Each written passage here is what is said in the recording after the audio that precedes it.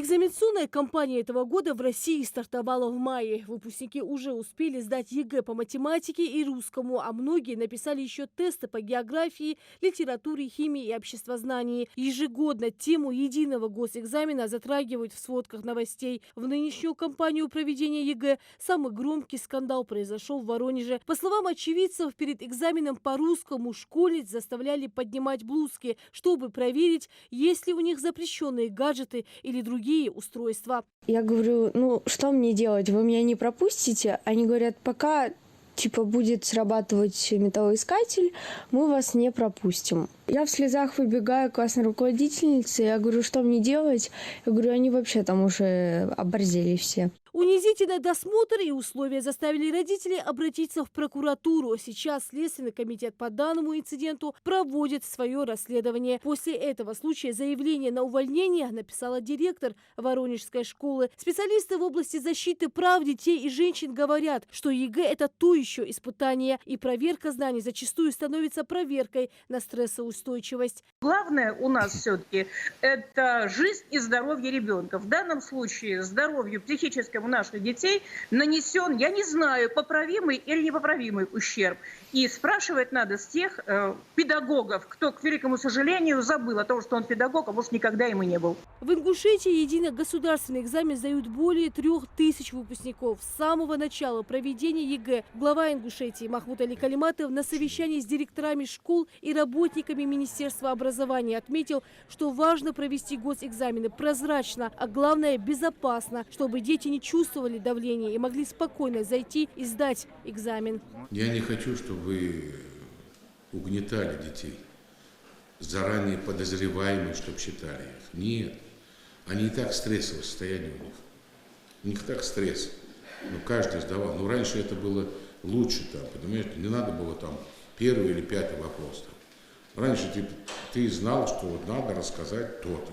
Сдача любого экзамена для ребенка – это, конечно, стресс, а единый государственный экзамен и вовсе настоящее испытание. Ведь полученные баллы определяют успех поступления в вузы. Выпускник начинает нервничать, боясь не оправдать надежды. А тщательный контроль и подозрение на наличие гаджетов еще больше оказывает давление морально, говорят психологи. Безусловно, как я уже сказала, это стрессовая ситуация. И в подобной ситуации, конечно же, ребенок теряется.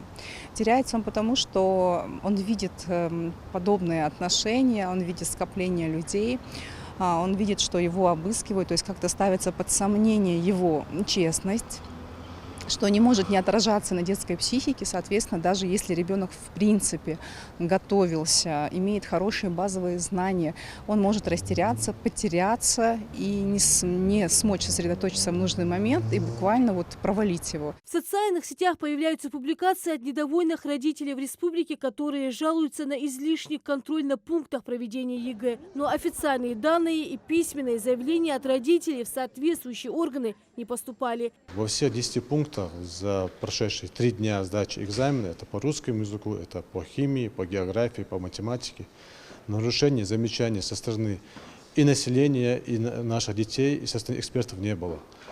Что информационные сбросы идут в интернете, якобы о досмотрах наших граждан, это не соответствует действительности. У нас таких случаев нету. После каждого проведенного экзамена мы проводим совещание у нас в Министерстве образования со всеми руководителями пунктов, это директора школ. Ни со стороны директоров школ, ни со стороны организаторов таких замечаний, нарушений в отношении наших граждан нету. Как говорят сами выпускники, которые уже успели сдать тестирование по нескольким предметам, досмотр был, но давления никто не оказывал. Я сдала уже 2 экзамена по русскому языку и по математике.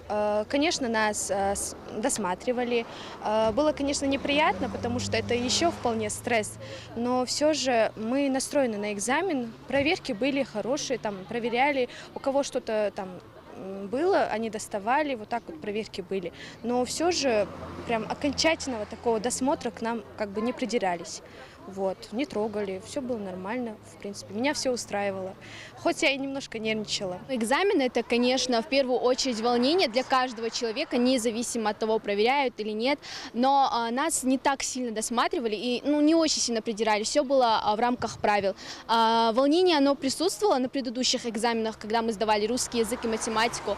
Но, несмотря на это, я пыталась собраться силами и сделать так, что полностью выполнить свою работу. Потому что волнение, оно тоже влияет на то, как ты думаешь, сложно бывает вспомнить, если ты очень сильно волнуешься. Поэтому в первую очередь я всем советую сначала успокоиться, собраться с силами и приступить к решению своего экзамена. Так или иначе, ЕГЭ на сегодняшний день остается реальной возможностью проверить знания и получить путевку, поступить в любой вуз страны. Конечно, если баллы позволяют. Ирина Сычуева, Султан Магушков, Магаз 24.